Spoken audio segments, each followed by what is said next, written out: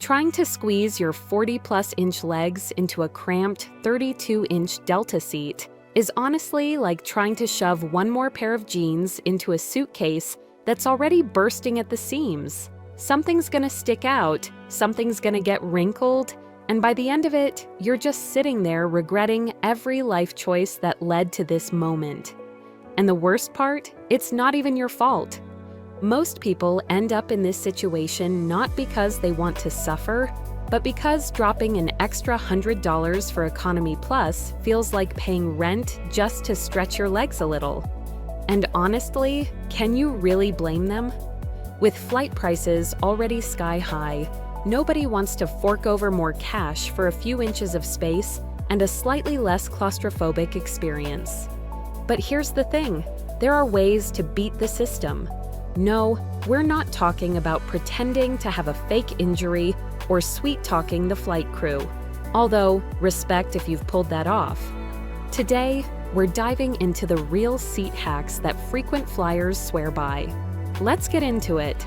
First things first, do your seat research. No, seriously, don't just blindly click next when the airline flashes that boring seat map full of identical-looking squares. Behind those tiny icons is a whole hidden world of legroom disasters, mystery bumps, non-reclining nightmares, and overlooked first-class level coach seats. Yes, they exist. There's a site called seatguru. It's basically the FBI for airplane seats. All you need to do is to type in your airline, flight number, and date, and boom!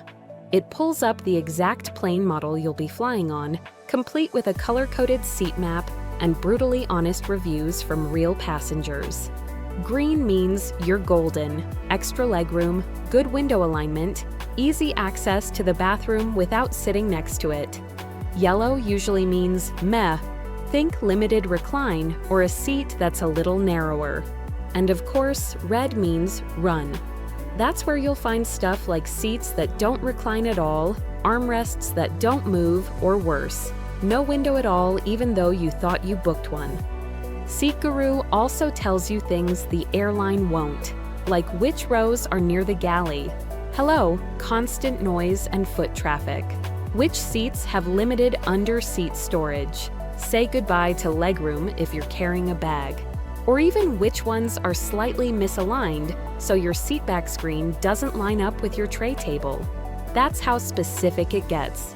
Bonus tip, if you're flying on newer aircraft like the Airbus A350 or the Boeing 787 Dreamliner, reviews on SeatGuru often mention quieter cabins, smoother rides, and better humidity levels, little details that can make a long-haul flight way more bearable.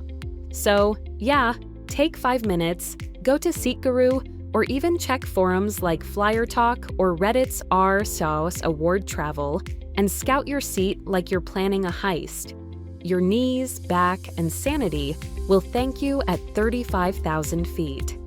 Cash in on your frequent flyer status. Are you one of those people who's always flying with the same airline? Well, good news, you're probably sitting on an upgrade opportunity without even realizing it. Airlines love their loyal customers, and if you've racked up any miles or belong to a frequent flyer program, even if it's just the basic level, you might already qualify for perks that casual travelers don't get. Programs like deltaskymiles, unitedmileageplus, americanAirlinesaadvantage, and even alaskaairlinesmileageplan often reward loyal flyers with access to better seating, free upgrades, early boarding, or waived baggage fees. And here's the part most people don't know. You don't have to be flying business class to benefit. Sometimes, just being enrolled in the program gets you priority access to exit rows, bulkhead seats, or even economyplus if there's space left at check-in. So here's what you do. When you arrive at the airport, don't skip the counter. Drop your frequent flyer number when you check in and ask if any seat upgrades are available. Gate agents can see your loyalty status on their screen, and if the flight isn't full, they might move you into a much better seat, no extra charge. Also, keep an eye on your email or airline app before the flight. Some airlines send out upgrade offers within 24 hours of departure, especially for loyal customers. You might get a notification like, "Upgrade to extra legroom for free," or "You've been moved to comfortplus," and boom, just like that, you've unlocked a better flying experience. Check in early. Here's a little-known truth. The early bird gets the best seat, especially when it comes to snagging those exit row gems with all that sweet, glorious legroom. Most airlines open check-in exactly 24 hours before departure, and that window is your golden opportunity to upgrade your seat without paying a dime. As soon as that clock hits the 24-hour mark, don't wait. Log in, refresh the page like you're trying to score Beyoncé tickets, and check in immediately. Why? Because this is when airlines release last-minute seat upgrades that weren't available earlier. Exit rows, bulkhead seats, or aisle seats with extra space that didn't get booked. These go fast, and we mean fast. Blink, and they're gone. Some airlines, like Southwest, don't even assign seats in advance, so checking in early literally decides how close to the front you get to sit. The later you check in, the more likely you're stuck in a middle seat in row 37, right next to the bathroom. No shade, but that's not how you want to start your trip.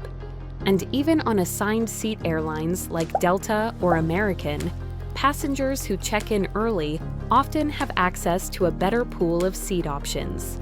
You might find a random exit row or snag a window seat in the front of the cabin that someone else just gave up. You can try to set an alarm for exactly 24 hours before your flight. Not 23 hours and 59 minutes, exactly 24. If you're flying internationally, some airlines open check-in even earlier, like 36 hours in advance. Lufthansa, looking at you. So always double-check your airline's policy and time zone just to be safe. This one little habit could mean the difference between stretching out like royalty or folding yourself into a pretzel between two strangers for 6 hours. So yeah, check in early, lock in a solid seat, and give yourself a win before the flight even starts. If you're enjoying this video, click the like and subscribe button. Also, turn on post notification so you can be notified when we post new and exciting contents like this one. Now, here's one secret most airlines don't want you to know. The bulkhead seat is a trap. On paper, bulkhead seats sound like a dream. Extra legroom, no one reclining into your lap, and nobody's kid kicking the back of your seat for 6 hours straight. Sounds perfect, right? Wrong. This seat is the ultimate bait and switch. What they don't tell you is that everything you usually get in front of you, the tray table, the screen, the under-seat storage, is gone. Instead, the tray table is awkwardly stashed in the armrest, meaning you lose elbow room, can't raise the armrests, and now you're eating off a shaky fold-out contraption that feels like a cafeteria tray from 1996. And your screen? Yeah, it's in the armrest too, so forget about adjusting the angle unless you're double-jointed. And let's talk about your personal stuff. There's no seat in front of you, which means no bag space down low.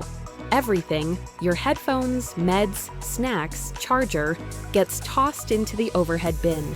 Sounds okay, until you hit turbulence and suddenly really need something, but you're strapped in and stuck.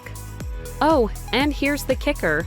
Because there's a wall in front of you, this is prime real estate for baby bassinets. So if you book a bulkhead seat, hoping for peace and quiet, don't be surprised when you're seated next to an adorable, but very loud, newborn for the entire flight. Bottom line, unless you're tall, traveling super light, and okay with sacrificing convenience for a little knee space, bulkhead seats are more hassle than help. Don't fall for the trap. Number 5, the window seat. Iconic or overrated? Let's talk about the famous window seat, the Instagram darling. You get the perfect sunrise shot, a wall to lean on, and that main character energy as the plane lifts off. Yeah, it feels cinematic.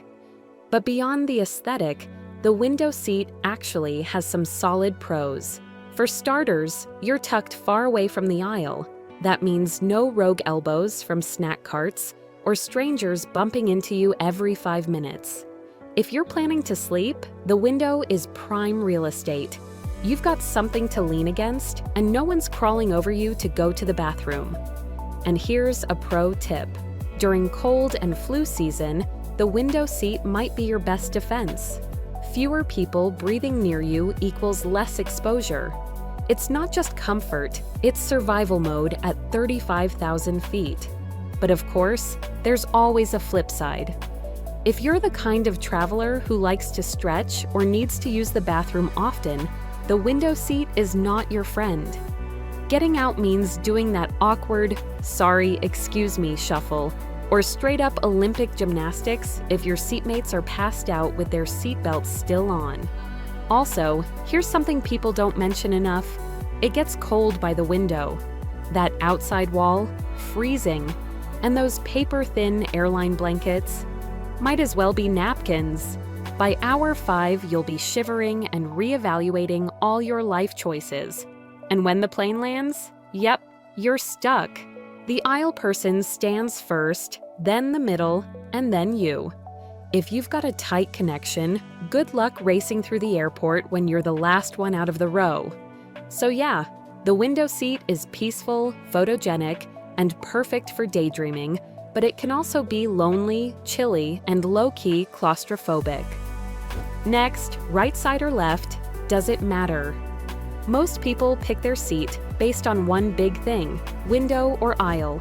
But here's something almost no one thinks about: which side of the plane you choose. Sounds minor, but trust me, it can totally change your flight experience.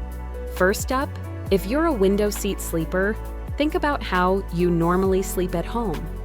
Do you favor your left side? Then snag a window seat on the left side of the plane. More of a right side sleeper? Go for the right. It might seem like a small detail, but when you're trying to rest, with your head leaned against the cold airplane wall for hours, that natural side makes a huge difference. Now, here's a little hack most people don't know. Arm dominance matters too. If you're working on a laptop or just want to be comfy in an aisle seat, think about your dominant arm. If you're right-handed, pick the left side of the plane so your arm doesn't bump into every single person walking by. Left-handed, slide over to the right. It's a subtle comfort trick that airlines never advertise. And here's a bonus nugget. The right side of the plane tends to be less crowded than the left. Airlines usually fill planes starting on the left side first, so if you pick the right side, you've got better chances of scoring an empty seat next to you, or even an entire row to yourself. Talk about a glow-up for economy travel. So, yeah, next time you pick a seat, don't just think window or aisle. Consider your sleep style, your dominant arm, and even the side of the plane. That tiny decision could make your flight feel way more first class, even if you're still stuck in economy. Lastly, the sneaky no-recline seat trap, right in front of the exit row. This one's sneaky because most people think, I'm not in the back, I'm not in the exit row, I'm safe. But nope, you're actually stuck in what we call the no-recline zone. Seats directly in front of exit rows usually don't recline. Why? Because if they did, they'd block the emergency exit behind you, making evacuation unsafe. So, you end up with a seat that looks totally normal on the airline map, but, surprise, you're locked in place, no warning. And to make it worse, the people behind you have all the legroom in the world. While you're jammed upright like a sardine, the passenger in the exit row behind you is over there doing full yoga stretches. If you're planning to sleep, relax, or even just survive a red-eye flight, this seat will betray you. Always check SeatGuru or your airline's detailed seat map before confirming your spot. No recline seats equal regret in row form, and trust me, you don't want that. So, what do you think about this list? Did we miss anything important? Let us know down in the comments section. If you enjoyed this video, give it a thumbs up and subscribe for more videos like this. Thanks for watching.